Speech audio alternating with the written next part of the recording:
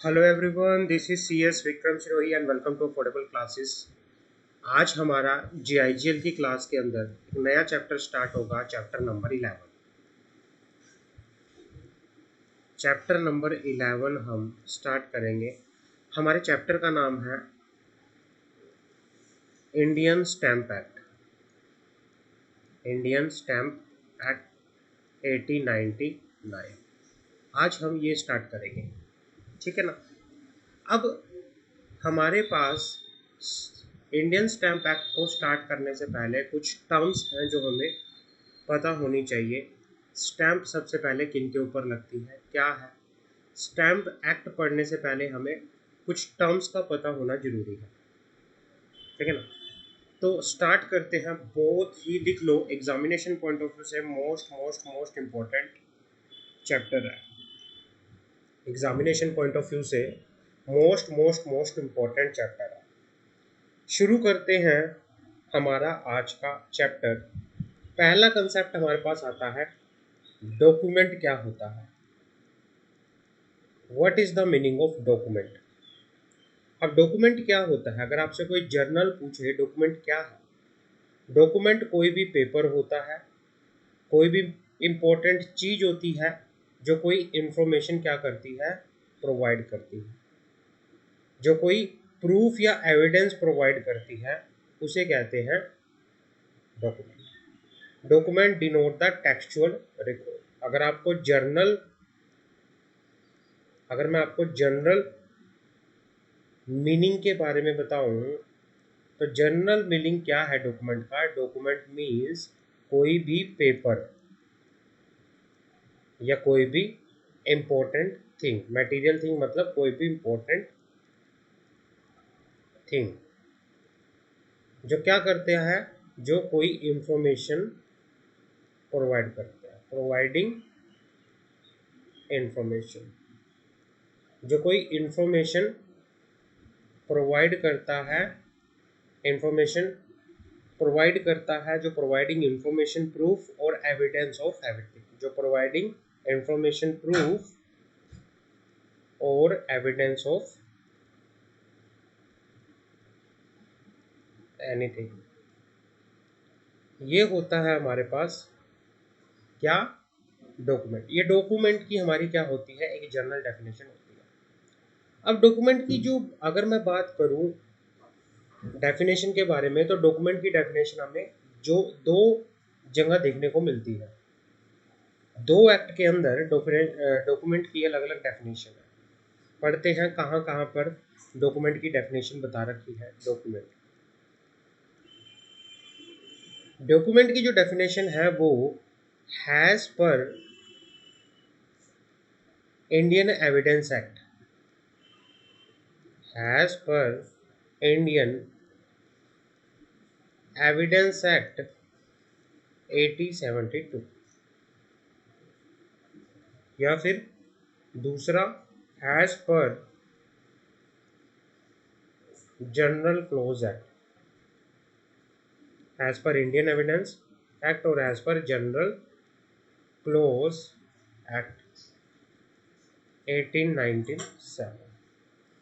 Indian evidence act की अगर मैं बात करूं, तो उसमें सेक्शन हमारे पास आता है 3, जो बात करता है किसकी, डॉक्यूमेंट की। अब इंडियन एविडेंस का सेक्शन 3 कहता है कि डॉक्यूमेंट्स मीन्स एनी मैटर, कोई भी मैटर जिसको एक्सप्रेस किया गया है या डिस्क्राइब किया गया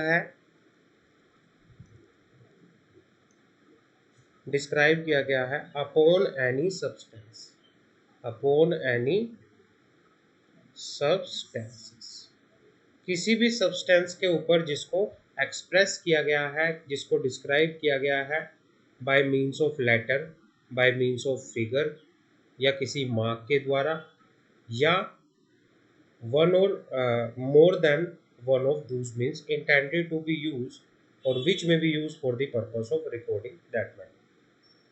अगर मैं as per section 3 of Indian evidence act की बात करूं, तो डॉक्यूमेंट क्या होता है? Document means any matter. Documents क्या है? कोई भी मैटर जिसको एक्सप्रेस किया गया है, जिसको डिस्क्राइब किया गया है by means of letter. Letter मतलब जो लेटर्स होते हैं इंग्लिश के, जो फिगर्स होती है, फिगर के द्वारा या किन्हीं मार्क्स के द्वारा, जिनको उस मैटर को रिकॉर्ड करने के पर्पज से यूज किया गया है, उसे बोला जाता है डॉक्यूमेंट। क्लियर है? तो ये होती है as per Indian evidence act 1872 के अकॉर्डिंग डॉक्यूमेंट की डेफिनेशन। मतलब document means any matter express describe upon any substance. किसी भी सब्सटेंस के ऊपर किसी भी मैटर को अगर एक्सप्रेस किया गया है, डिस्क्राइब किया गया, और वो किसके द्वारा किया गया है? By means of letters. Letters क्या? ABCD grammars. या दूसरा फिगर्स के द्वारा, या किसी मार्क के द्वारा, या किसी भी इनमें से एक से ज़्यादा तरीकों के द्वारा। अगर इन तरीकों का यूज़ उस सब्सटेंस के ऊपर उस मैटर को रिकॉर्ड करने के लिए किया गया है, तो उसे बोला जाता है डॉक्यूमेंट। क्लियर है? अब आता है section 3 subsection 18 of the general clauses act 1897। ये कहना चाह रहा है कि document include any matter.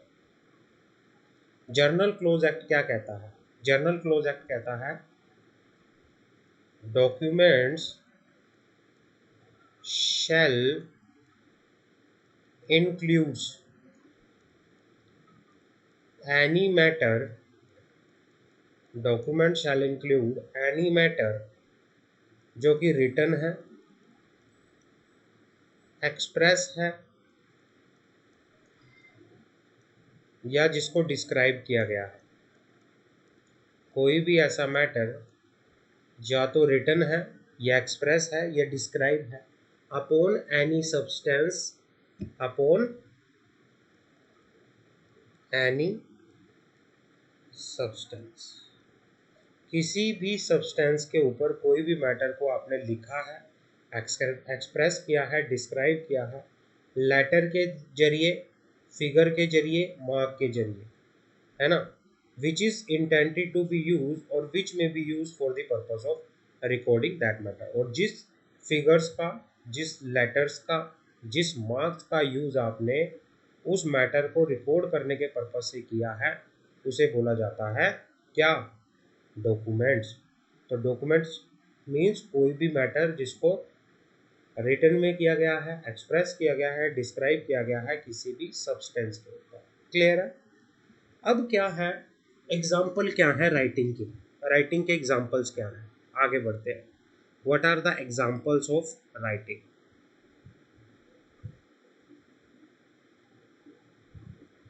What are the example of writing? Writing is a document. Example क्या है? जो राइटिंग है, राइटिंग इज अ डॉक्यूमेंट। कुछ भी लिखा है, अगर किसी भी चीज पे कुछ भी लिखा है, वो क्या है? डॉक्यूमेंट है। Word printed, lithograph, photograph are documents. कोई भी वर्ड प्रिंट हुए हैं, लिथोग्राफ हुआ है, कोई भी फोटोग्राफ है, वो क्या है? डॉक्यूमेंट है। मैप क्या है? डॉक्यूमेंट है। And inscription on the metal plate और स्टोन इज अ डॉक्यूमेंट। किसी मेटल प्लेट पे, किसी बर्तन, किसी स्टोन के ऊपर कोई भी कुछ लिखा हुआ है, इंस्क्रिप्शन की गई है, वो क्या है? वो डॉक्यूमेंट है। कैरिकेचर्स, कैरिकेचर क्या है? ये कार्टून फॉर्म में फोटोज बना दी जाती हैं, कार्टूनिस्ट कुछ भी कैरिकेचर बना दिया जाता है। कैरिकेचर क्या है? जैसे ये है कैरिकेचर, कार्टून, ये भी क्या है? डॉक्यूमेंट है। दस डॉक्यूमेंट इज अ पेपर और अदर मटेरियल थिंग जो क्या करती हैं? प्रोवाइड करती हैं, अफोर्ड करती हैं, प्रोवाइड करती हैं इंफॉर्मेशन। ऐसी कोई भी डॉक्यूमेंट, ऐसा कोई भी पेपर, कोई भी इंपॉर्टेंट चीज जो इंफॉर्मेशन प्रोवाइड करती है, जो प्रूफ प्रोवाइड करती है, एविडेंस प्रोवाइड करती है। ठीक है ना? अब डॉक्यूमेंट जो है वाइड सेंस में यूज किया जाता है। डॉक्यूमेंट के अंदर क्या क्या चीजें आती हैं? डॉक्यूमेंट जो है वाइडर है, बड़ा है। और डॉक्यूमेंट्स के अंदर क्या क्या चीज़ें आती हैं? डॉक्यूमेंट्स के अंदर आता है instruments, deeds, agreements. Instruments, deed, agreements, ये सब किसके अंदर आता है? ये सब डॉक्यूमेंट के अंदर आता है। अब इंस्ट्रूमेंट क्या होता है? इंस्ट्रूमेंट क्या होता है? अब बात करते हैं इंस्ट्रूमेंट की। जो इंस्ट्रूमेंट्स की डेफिनेशन है,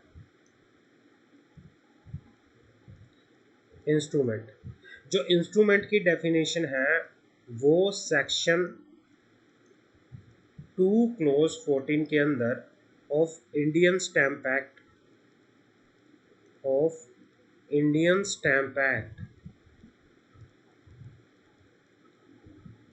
1899 के अंदर बताई गई है। जो इंस्ट्रूमेंट्स की डेफिनेशन है वो किसमें बताई गई है? वो इंडियन स्टैम्प एक्ट 1899 के अंदर बताई गई है।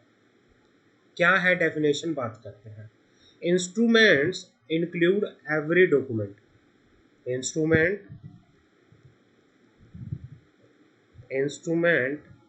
इंक्लूड्स एवरी डॉक्यूमेंट, हर वो document by which any right या फिर any liability is or purported to be created, transferred, limited, extinguished, recorded। extinguish और recorded। भाई क्या होता है इंस्ट्रूमेंट्स? सेक्शन 2 क्लोज 14 कहता है as per the Indian Stamp Act 1899 instruments include every document by which, जिसके द्वारा कोई राइट या लाइबिलिटी को क्या किया जाता है? या तो क्रिएट किया गया है या किया जा रहा है, ट्रांसफर किया जा रहा है, लिमिटेड किया जा रहा है, खत्म किया जा रहा है, रिकॉर्ड किया जा रहा है। जैसे प्रोमिसरी नोट, ये क्या है? This is instrument. It may be noted that all instruments are document, but all the document are need not to be instruments। जो डॉक्यूमेंट है, document is a wider term. Document बड़ा है, but instrument is a narrow term. Instrument क्या है? Instrument is a narrow term. Instrument narrow है, document बड़ा है। हर एक इंस्ट्रूमेंट डॉक्यूमेंट है, बट डॉक्यूमेंट जो है इंस्ट्रूमेंट नहीं है।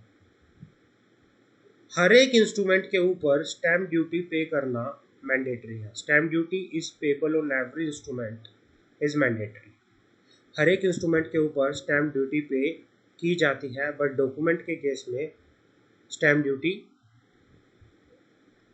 पे करने की जरूरत नहीं होती। ये हमें ध्यान रखना है। समझ आ गई? अब आगे आता है, बात करते हैं। अब एक डॉक्यूमेंट इंस्ट्रूमेंट कैसे बनता है? How a document become a instruments। एक डॉक्यूमेंट इंस्ट्रूमेंट कैसे बनता है? जब किसी डॉक्यूमेंट के साथ, जब when any documents by which any rights या any liability, any document by which any right or any liability क्या किया जाता है? ऐसा डॉक्यूमेंट जिसके द्वारा कोई राइट या कोई लाइबिलिटी को क्या किया जाता है? ट्रांसफर किया जाता है। क्रिएट किया जाता है, एक्सटिंग्विश किया जाता है, तो वो सारा किस में आता है? जब डॉक्यूमेंट के साथ किसी राइट या किसी लाइबिलिटी को क्या किया जाए? ट्रांसफ़र किया जाए। जब किसी डॉक्यूमेंट के साथ किसी राइट या लाइबिलिटी को ट्रांसफ़र किया जाए तो उसे बोला जाता है इंस्ट्रूमेंट, उसे बोला जाता है इंस्ट्रूमेंट। क्लियर है? आगे बढ़ते हैं।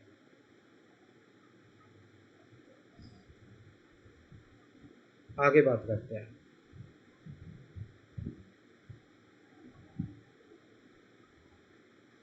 Special note, document is wider than instrument, all instrument are document but all document are not instrument. ठीक है ना?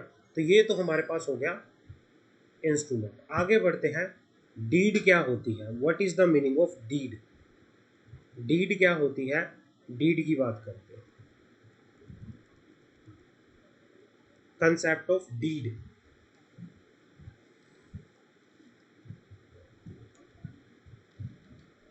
अब डीड क्या होती है? Deed, the term deed is normally used to describe instrument by which two or more person agree to affect any right और liability. ये कहना चाह रहा है कि भाई डीड का यूज किसी डॉक्यूमेंट को, किसी इंस्ट्रूमेंट को डिस्क्राइब करने के लिए किया जाता है। The term deed is normally used, the term deed is normally used to describe all instrument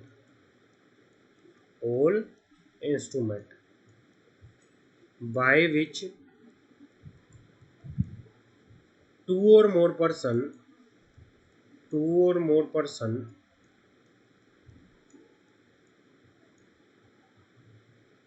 by which two or more person agree to affect any right or liability, जिसके द्वारा दो या दो से ज़्यादा लोग क्या करते हैं? एग्री होते हैं टू अफेक्ट एनी राइट और लाइबिलिटी। जैसे sale deed, gift deed, deed of settlement, partnership deed, trust deed, ये सारा क्या होता है? ये सारा डीड का कंसेप्ट होता है। डीड किसी भी इंस्ट्रूमेंट को डिस्क्राइब करने के लिए यूज़ की जाती है जिसमें दो या दो से ज़्यादा लोग एग्री होते हैं अपने राइट या लाइबिलिटी को अफेक्ट करने के लिए। समझ आ गए? डीड क्या होती है? डीड प्रेजेंट ग्रांट होती है। ये कोई फ्यूचर का कोई प्रॉमिस नहीं होता, it is a present grant. Deed क्या होती है? Deed is a present grant. जो प्रेजेंट में चीजें इफेक्टिव होती हैं, प्रेजेंट ग्रांट होती हैं। It is present grant rather than a promise to be performed in future। ये कोई फ्यूचर में किया हुआ कोई प्रॉमिस नहीं है कि ये फ्यूचर में परफॉर्म होगा, नहीं। डीड में जो लिख दिया इट मीन्स कि वो करंटली इफेक्टिव होगा, फ्यूचर के लिए नहीं, करंट के लिए, आज के लिए जो चीज़ें की जाए उसके लिए क्या होता है? डीड बनती है। Deed is present grant rather than promise. ये प्रोमिस नहीं है, it is a present grant. तीसरा, ऑल डीड आर इंस्ट्रूमेंट। लिखो, ऑल डीड्स आर इंस्ट्रूमेंट। सारी की सारी डीड क्या होती है? इंस्ट्रूमेंट होती है। But all instruments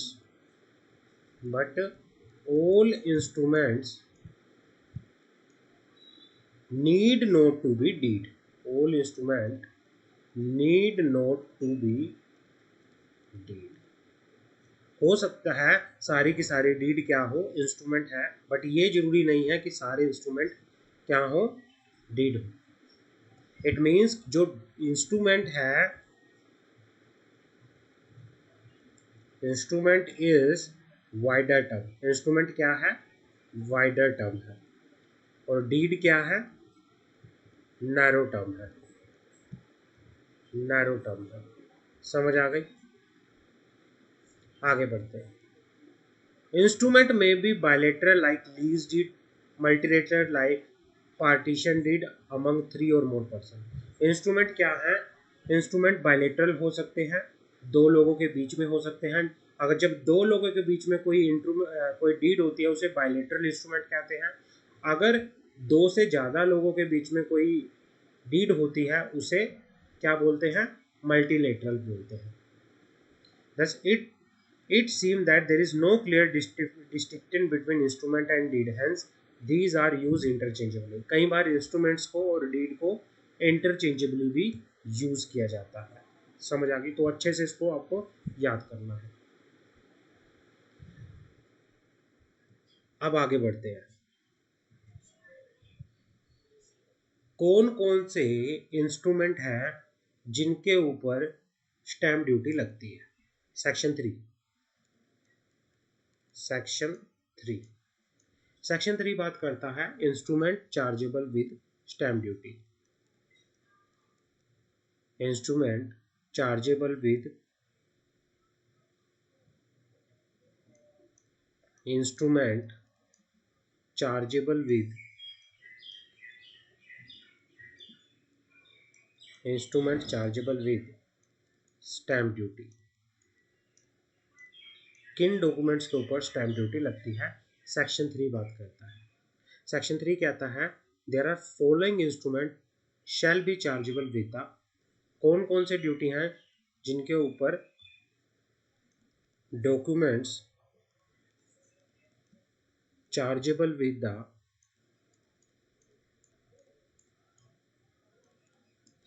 documents chargeable with the mandatory stamp duty, जिनके ऊपर मैंडेटरी स्टैम्प ड्यूटी लगती है। कौन कौन से डॉक्यूमेंट है?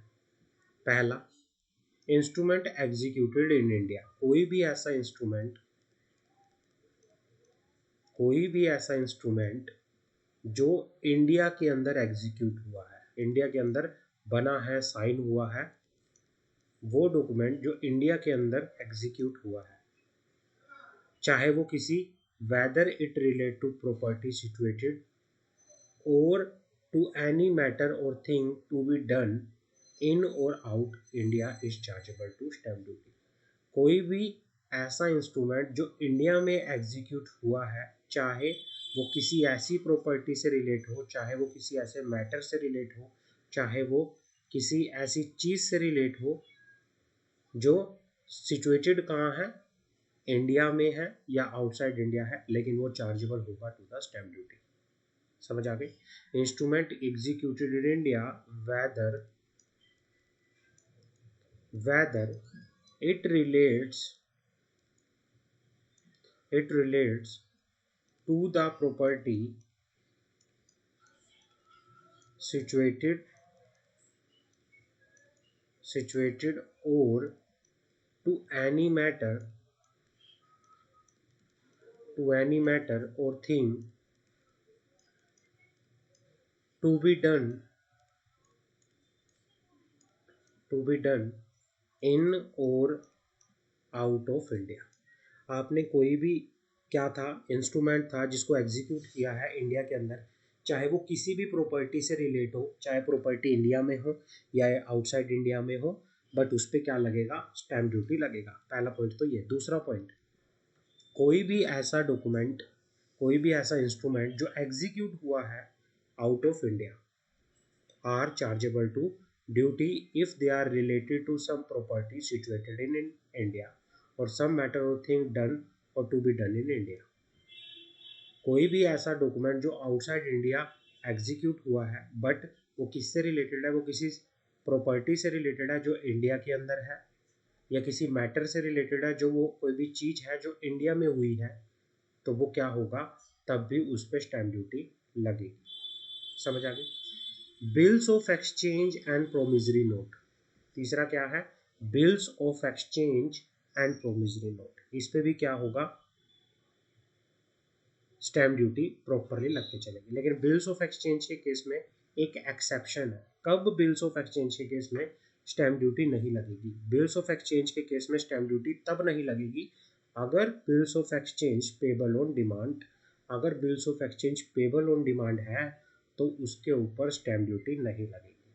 तो समझ आ गया कब कब स्टैम्प ड्यूटी लगना मैंडेटरी हो जाता है, किन किन सिचुएशनों में एक स्टैम्प ड्यूटी है जो मैंडेटरी लगेगी। पहला केस तो ये है कि अगर आपका कोई भी ऐसा इंस्ट्रूमेंट है जो इंडिया के अंदर एग्जीक्यूट हुआ है, चाहे वो किसी भी प्रॉपर्टी से रिलेट हो, या तो वो इंडिया में हो या आउटसाइड इंडिया में हो, किसी भी चीज़ या मैटर से रिलेट हो, चाहे वो इंडिया में हुई है या आउटसाइड इंडिया हुई है, लेकिन एग्जीक्यूशन इंस्ट्रूमेंट का अगर इंडिया में है तो वो चार्जेबल टू स्टैम्प ड्यूटी होगा। या फिर आपका डॉक्यूमेंट कोई इंडिया से बाहर एग्जीक्यूट हुआ लेकिन वो किसी ऐसी प्रॉपर्टी से रिलेटेड था जो इंडिया में है, या फिर वो किसी ऐसी चीज़ से रिलेटेड था या किसी ऐसे मैटर से रिलेटेड था जो इंडिया में है, तब भी स्टैम्प ड्यूटी लगेगी। Bills of exchange and promissory note के केस में भी स्टैम्प ड्यूटी लगेगी। बिल्स ऑफ एक्सचेंज के केस में स्टैम्प ड्यूटी कब नहीं लगेगी, जब आपका bills of exchange payable on demand हो। समझ आ गई। दूसरा आ गया instrument exempt from stamp duty. अब आ जाते हैं instrument exempt from stamp duty. किन किन इंस्ट्रूमेंट के ऊपर स्टैम्प ड्यूटी नहीं लगेगी, इनकी बात कर लेते हैं। सेक्शन 3 की बात करते हैं ये, कि जहाँ पर बात करता है ये चार्जिंग सेक्शन, कि भाई कहाँ पर स्टैम्प ड्यूटी लगेगी, कहाँ पर स्टैम्प ड्यूटी नहीं लगेगी। अब वो कौन से डॉक्यूमेंट हैं जहाँ पर स्टैम्प ड्यूटी एग्जम्प्ट है, कौन से इंस्ट्रूमेंट्स हैं, instruments exempted from duty, instrument exempted from duty. पहला, instrument in favour of government, these include instrument executed on behalf or in favour of government. कोई भी ऐसा इंस्ट्रूमेंट जो आपने गवर्नमेंट के बिहाफ पे या गवर्नमेंट के फेवर में या गवर्नमेंट के द्वारा क्या किया गया है, एग्जीक्यूट किया गया है, उस इंस्ट्रूमेंट पे क्या नहीं लगेगी, स्टैम्प ड्यूटी नहीं लगेगी। कोई भी ऐसा इंस्ट्रूमेंट जो गवर्नमेंट के फेवर में या गवर्नमेंट के द्वारा या गवर्नमेंट के बिहाफ पे क्या किया गया है, एग्जीक्यूट किया गया है, उन सारे डॉक्यूमेंट्स के ऊपर क्या नहीं लगेगी, उन इंस्ट्रूमेंट के ऊपर क्या नहीं लगेगी, स्टैम्प ड्यूटी नहीं लगेगी। दूसरा, bills of exchange. Bills of exchange हो गया, प्रोमिसरी नोट हो गया, अगर वो इंडिया के बाहर एग्जीक्यूट हुए हैं और वो एक्ट अपॉन आउटसाइड इंडिया हो रहे हैं, तो वो उनके ऊपर भी क्या नहीं लगेंगी, स्टैम्प ड्यूटी नहीं लगेगी। आपका कोई ऐसा इंस्ट्रूमेंट है जो instrument for the sale, instrument for the transfer, instrument for any disposition of any ship, अगर कोई भी ऐसा इंस्ट्रूमेंट है जो किसी शिप की सेल से, ट्रांसफर से और डिस्पोजिशन से रिलेटेड है, तो उसके ऊपर भी क्या नहीं लगेगी, स्टैम्प ड्यूटी नहीं लगेगी, उसके ऊपर भी क्या नहीं लगेगी, स्टैम्प ड्यूटी नहीं लगेगी। आपको यहाँ तक समझ आ गया। आज की क्लास में हम यहाँ तक करते हैं, नेक्स्ट क्लास में हम आगे इसको कंटिन्यू करेंगे। हमारी इसमें मैं एक बार बता देता हूँ कि इस वाले चैप्टर में हमारी कितना क्लासेस लगेगा, उसके हिसाब से हम कहेंगे। इस वाले चैप्टर में हमारी 2 क्लास और लगेंगी, तो 2 क्लास के बाद हमारा ये चैप्टर फिनिश हो जाएगा प्रॉपरली। फिर हम एक नया चैप्टर शुरू करेंगे, लॉ रिलेटिंग टू टॉर्ट्स। तो अभी के लिए इतना ही है। Thank you so much.